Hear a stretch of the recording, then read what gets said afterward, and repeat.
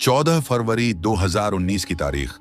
Jammu Srinagar national highway पर CRPF का एक कन्वॉय गुजर रहा था। 78 गाड़ियां और 2500 से ज्यादा जवान। सब कुछ नॉर्मल लग रहा था, पर तभी एक लिंक रोड से एक रेड कलर की मारुति इको कार तेजी से आती है और सीधा कन्वॉय के बीच चल रही बस नंबर HR 49F0637 से टकरा जाती है। एक जोरदार ब्लास्ट होता है जिसकी गूंज 10 किलोमीटर दूर तक सुनाई देती है।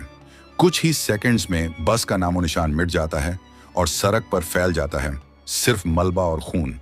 ये कोई एक्सीडेंट नहीं था, यह एक वेल प्लान्ड कॉन्स्पिरेसी थी जिसे हम ब्लैक डे के नाम से जानते हैं। लेकिन सवाल यह है कि आखिर इतनी बड़ी सिक्योरिटी के बावजूद यह कार वहां पहुंची कैसे? कौन था वह शख्स जो मौत का सामान लेकर उस कार में बैठा था, और कौन था वो मास्टरमाइंड जो पर्दे के पीछे से इस खूनी खेल को कंट्रोल कर रहा था? अगर आप जानना चाहते हैं कि कैसे NIA ने इस ब्लाइंड केस को सॉल्व किया और कैसे एक टूटे हुए मोबाइल फोन ने पूरी साजिश का पर्दाफाश किया, तो जुड़े रहिए इस वीडियो के एंड तक। 14 फरवरी की सुबह जम्मू के ट्रांजिट कैंप में हलचल तेज थी। पिछले कुछ दिनों से हो रही भारी बर्फबारी और लैंडस्लाइड की वजह से नेशनल हाईवे बंद था, जिसकी वजह से हजारों जवान जम्मू में फंसे हुए थे। जैसे ही मौसम साफ हुआ तो हेडक्वार्टर से ऑर्डर आया कि सभी जवानों को एक साथ श्रीनगर भेजा जाए। सुबह के करीब 3:30 बजे 78 गाड़ियों का एक लंबा काफिला जम्मू से निकलता है। इस काफिले में 2500 से ज्यादा जवान सवार थे जो अपनी छुट्टियां बिताकर वापस ड्यूटी पर लौट रहे थे। इनमें से कई जवान ऐसे थे जो अपने घर वालों से वादा करके आए थे कि वो जल्द ही वापस आएंगे। किसी को अंदाजा नहीं था कि यह सफर उनका आखिरी सफर होने वाला है। काफिला पूरी सिक्योरिटी के साथ आगे बढ़ रहा था। रोड ओपनिंग पार्टी ने रास्ते की चेकिंग कर ली थी और गाड़ियां अपनी रफ्तार से श्रीनगर की तरफ बढ़ रही थी। दोपहर के करीब 3 बजे काफिला कश्मीर वैली में एंटर करता है और पुलवामा के लेथपोरा इलाके के पास पहुंचता है। ये वो जगह थी जहां सड़क थोड़ी घुमावदार और चढ़ाई वाली थी। ठीक इसी वक्त एक सर्विस रोड से एक मारुति इको कार हाईवे पर आती है। इस कार को चला रहा था 20 साल का एक कश्मीरी लड़का आदिल अहमद डार। आदिल ने अपनी कार की स्पीड बढ़ाई और धीरे धीरे काफिले के साथ चलने लगा। सिक्योरिटी वाहनों को चकमा देते हुए वो काफिले के बीच में घुस गया। उसका टारगेट थी 76वीं बटालियन की बस नंबर HR 49F0637, जिसमें 40 जवान बैठे थे। जैसे ही आदिल की कार बस के बराबर पहुंची, उसने कार को सीधा बस की तरफ मोड़ दिया। एक भयानक टक्कर हुई और उसके तुरंत बाद 200 किलोग्राम एक्सप्लोसिव्स फट गए।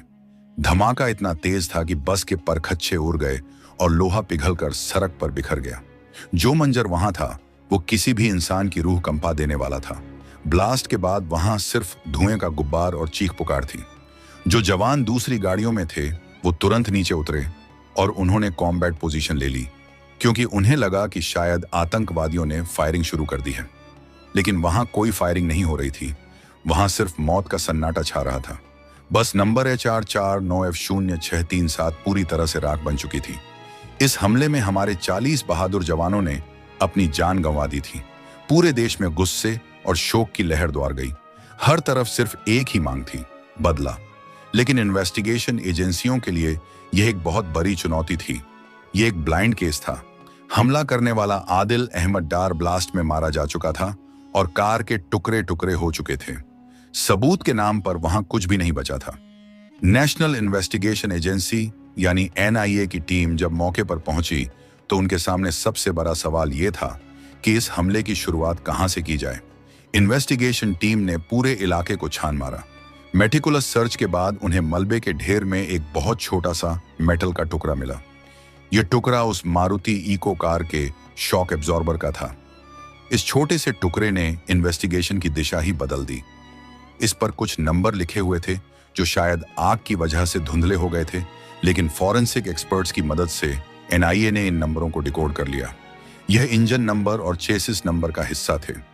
यही वो पहला सुराग था जिसने एजेंसियों को उस दरिंदे तक पहुंचने का रास्ता दिखाया जिसने इस कार को खरीदा था। मारुति सुजुकी के इंजीनियर्स की मदद से पता चला कि यह कार 2011 में मैन्युफैक्चर हुई थी और पहली बार अनंतनाग में बेची गई थी। लेकिन कहानी यहां खत्म नहीं होती। पिछले 8 सालों में यह कार 7 अलग अलग मालिकों के हाथ बिक चुकी थी। एनआईए की टीम एक के बाद एक सभी मालिकों तक पहुंची और अंत में उन्हें पता चला कि हमले से ठीक 10 दिन पहले यानी 4 फरवरी 2019 को यह कार सज्जाद भट्ट नाम के एक आदमी ने खरीदी थी। सज्जाद भट्ट बिजबेहारा का रहने वाला था। जब पुलिस सज्जाद के घर पहुंची तो वो वहां से फरार हो चुका था। सज्जाद का गायब होना इस बात का सबूत था कि वो इस साजिश का हिस्सा था, लेकिन सज्जाद सिर्फ एक प्यादा था। असली मास्टरमाइंड कोई और था जो पर्दे के पीछे छिपा था। एजेंसियों को इंटेलिजेंस इनपुट्स मिल रहे थे कि इस हमले के पीछे जैश-ए-मोहम्मद का हाथ है, लेकिन प्रूफ चाहिए था। तभी एक एनकाउंटर में सिक्योरिटी फोर्सेस को एक बड़ी कामयाबी मिली। एक मुठभेड़ में जैश के कुछ आतंकी मारे गए और उनके पास से एक टूटा हुआ मोबाइल फोन बरामद हुआ। आमतौर पर ऐसे टूटे हुए फोन बेकार होते हैं, लेकिन एजेंसियों ने इसे CERTIN के एक्सपर्ट्स के पास भेजा। जब इस फोन का डेटा रिकवर किया गया तो उसने इन्वेस्टिगेटर्स के होश उड़ा दिए। इस फोन में फोटोज और चैट्स का ऐसा खजाना था जिसने पूरी साजिश की परतें खोल कर रख दी। पता चला कि इस हमले का मास्टरमाइंड पाकिस्तान से आया हुआ एक टेररिस्ट था जिसका नाम था उमर। उमर कोई मामूली आतंकी नहीं था, बल्कि वो जैश के चीफ मसूद अजहर का अपना भतीजा था। उमर पाकिस्तान से स्पेशली इस मिशन के लिए भारत भेजा गया था। उसने अफगानिस्तान के ट्रेनिंग कैंप्स में अलकायदा और तालिबान के साथ मिलकर एक्सप्लोसिव्स बनाने की ट्रेनिंग ली थी। अप्रैल 2018 में वो सांबा सेक्टर के रास्ते बॉर्डर क्रॉस करके भारत में घुसा था। उसने अपने साथ RDX और हाई ग्रेड एक्सप्लोसिव्स की तस्करी की थी। उमर कश्मीर में इद्रीस भाई के नाम से एक्टिव था। डेटा से पता चला कि उमर ने पुलवामा के लोकल लड़कों को ब्रेन वॉश किया और उन्हें इस हमले के लिए तैयार किया। उसने आदिल अहमद डार को सुसाइड बॉम्बर बनने के लिए चुना, क्योंकि आदिल एक लोकल कश्मीरी था और उस पर किसी को शक नहीं होता। लेकिन सबसे चौंकाने वाला खुलासा यह था कि उमर ने सिक्योरिटी प्रोटोकॉल तोड़ते हुए अपना फोन अपने पास रखा था। उसके पाकिस्तान बैठे हैंडलर्स ने उसे फोन डिस्ट्रॉय करने को कहा था, लेकिन उमर एक लड़की के प्यार में पड़ गया था जिसका नाम था इंशा जान। इंशा जान पुलवामा की रहने वाली थी और वो उमर को लॉजिस्टिक्स प्रदान कराती थी। उमर इंशा से बात करने के लिए वो फोन यूज करता था और यही गलती उस पर भारी पड़ गई।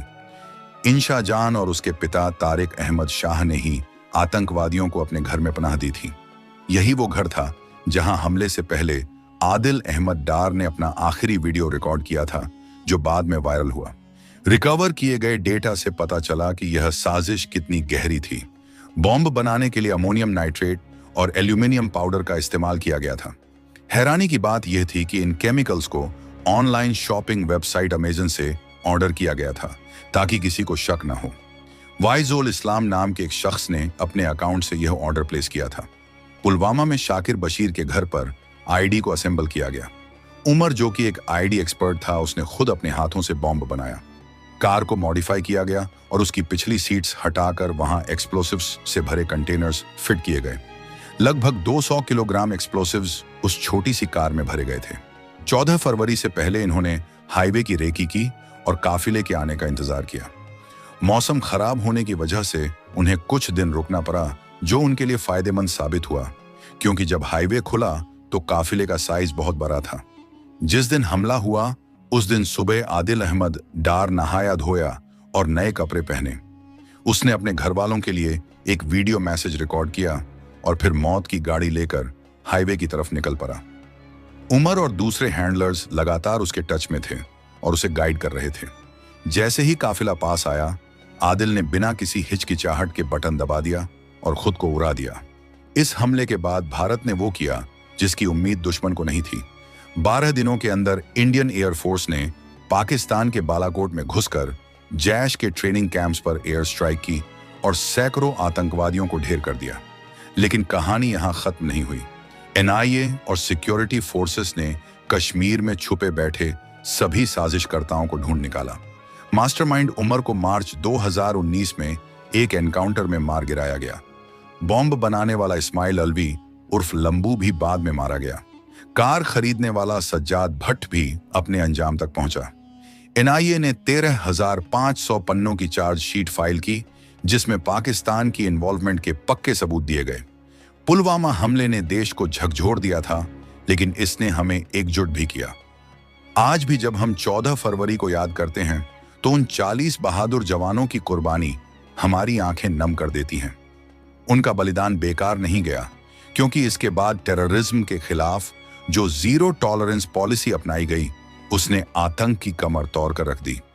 ये थी कहानी उस दिन की जब देश रोया था, पर साथ ही दुश्मन को यह पैगाम भी मिला था कि नया भारत छेड़ता नहीं है, पर अगर कोई छेड़े तो उसे छोड़ता भी नहीं है।